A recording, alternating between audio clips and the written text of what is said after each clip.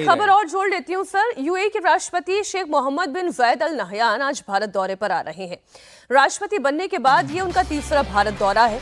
पिछले 10 सालों में ये उनका 5वां दौरा है। अल नहयान के इस दौरे को अगर आप देखें टाइमिंग के लिहाज से, ये इस वक्त हो रहा है जब यूएई के दुश्मन सऊदी अरब से पाकिस्तान दोस्ती बढ़ा रहा है।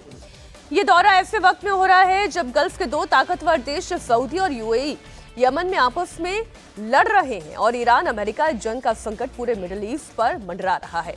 इसलिए अल नहयान के इस दौरे पर पूरी दुनिया की नजर तो है ही, पाकिस्तान की भी नींद उड़ी हुई है। पाकिस्तान की उस मुहिम को इस झटके के तौर पर देखा जा रहा है जिसमें वो मुस्लिम देशों के साथ मिलकर मुस्लिम नेटो बनाने की कोशिश कर रहा था। पाकिस्तान ने सऊदी अरब की डिफेंस डील, जिसके तहत पाकिस्तान ने सऊदी के डिफेंस की जिम्मेदारी ली। ऐसे में यूएई के प्रेसिडेंट का भारत का दौरा गल्फ में गेम चेंजर के तौर पर देखा जा रहा है। आप इसी खबर का जिक्र कर रहे थे सर कि ये जब जितने देशों की बात डोनाल्ड ट्रंप भी कर रहे हैं, उसमें भारत भी तो मिडिल ईस्ट की तरफ देख रहा है। भारत भी ये देख रहा है कि उसके गल्फ कंट्रीज के साथ रिश्ते कैसे हैं, और फिर उसमें पाकिस्तान वाला एंगल। हम लोग तो उसको पश्चिम एशिया कहते हैं, मिडिल ईस्ट और फार ईस्ट। जो चीन वगैरह था ना, उसको अमेरिका वगैरह में यूरोप फार ईस्ट, सुदूर अमेरिका की तरफ से मध्य पूर्व में आता है। वो बोलते हैं हमारे तो पश्चिम में, हमारे लिए पश्चिम में है, तो हमारे लिए वो पश्चिम एशिया है। या हम खाड़ी देश भी कई बार उन लोगों को लेकर बोलते हैं, अरब देश बोलते हैं। देखिए ये तो ये जब से ये राष्ट्रपति बने, एक प्रकार से वहाँ राष्ट्रपति का पद है नहयान। हाँ, तो ये इनका तीसरा दौरा होगा, कोई ऐसा नहीं पहला दौरा है। और 2 बार पहले भी आए हैं जब राष्ट्रपति नहीं रहे हैं, प्राइम मिनिस्टर बुलाए। इसके पहले और भी जो दूसरे प्रिंस हैं, तो दुबई के प्रिंस और सबको प्राइम मिनिस्टर ने बार बार बुलाया है। और ये बात सही, पाकिस्तान को चिंतित होने की जरूरत है। पाकिस्तान को तो चिंतित होने की सऊदी अरब के समझौते के बाद सऊदी अरब से भी है, जिसको हम ले रहे हैं। क्योंकि ऑपरेशन सिंदूर में समझौते में क्या था, नाटो की तरह, तो एक देश पर हमले पर दूसरा मदद करेगा। ऑपरेशन सिंदूर के समय सऊदी अरब लड़ने आया था क्या भारत के विरुद्ध? जो है नहीं लड़ने आया था। तो इसलिए वो कह रहा हूं ना कि कई बार वो ट्रंप के दबाव में वो समझौते हुए थे भारत को दबाव डालने के लिए।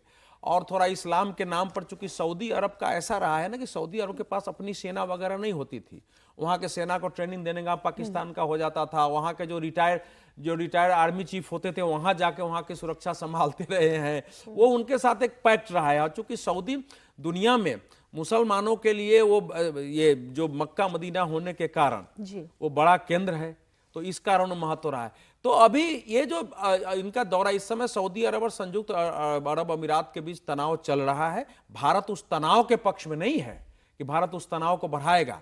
संयुक्त अरब अमीरात के साथ भी, सऊदी अरब के साथ भी हमारे संबंध है और गहरे संबंध है। सऊदी अरब के प्रिंस ने ही, जब इमरान खान विदेश में थे, अमेरिका गए थे, और जब उन्होंने नरेंद्र मोदी के विरुद्ध भाषण दिया तो उसने कहा कि तुमने नरेंद्र मोदी के विरुद्ध कैसे भाषण दिया, हमारा प्लेन छोड़ो। और प्लेन छीन लिया, उनको प्राइवेट प्लेन से आना पड़ा। तो ये अभी जरा एक जटिल परिस्थिति हो गई है डोनाल्ड ट्रंप की नीतियों से। लेकिन एक महत्वपूर्ण है कि इसका मैसेज जाएगा वहां सऊदी अरब के साथ संबंधित, सऊदी अरब को भी मैसेज जाएगा। क्योंकि ऑपरेशन सिंदूर में सऊदी प्रिंस ने जनरल शहबाज शरीफ को फोन किया कि अगर आप कहें तो हम जो है जयशंकर से बात करते हैं। उसका बयान है कि जयशंकर से बात करके उन्होंने हमको कॉल बैक किया था, तो उसमें वो समझौते कराने की भी कोशिश कर रहे थे।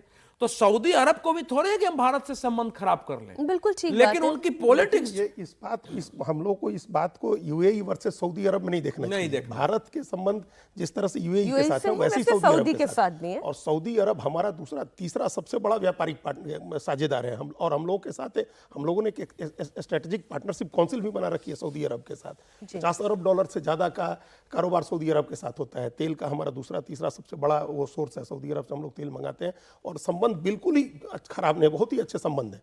अब यमन को लेकर के सऊदी अरब वर्सेज यूएई हुआ, क्योंकि पहले उन दोनों में भी शांति थी। उत्तरी यमन में यूएई और दक्षिणी यमन में सऊदी अरब का वो था। लेकिन अब सऊदी अरब ने अटैक किया उत्तरी यमन में, वहाँ तेल ऑयल रिच उस इलाके को कंट्रोल कब्जा करने के लिए। तो आपस का उनका झगड़ा, हालांकि वो भी सुलझ जाएगा। हमको इसको यूएई वर्सेज सऊदी अरब नहीं देखना है। हमारे संबंध सऊदी अरब से भी अच्छे हैं, यूएई से भी अच्छे। और ये बात पाकिस्तान के लिए सबसे बड़ी चिंता की बात है कि पश्चिम एशिया में, खाड़ी में, अरब देशों में प्रधानमंत्री नरेंद्र मोदी ने सभी देशों के साथ बहुत अच्छे संबंध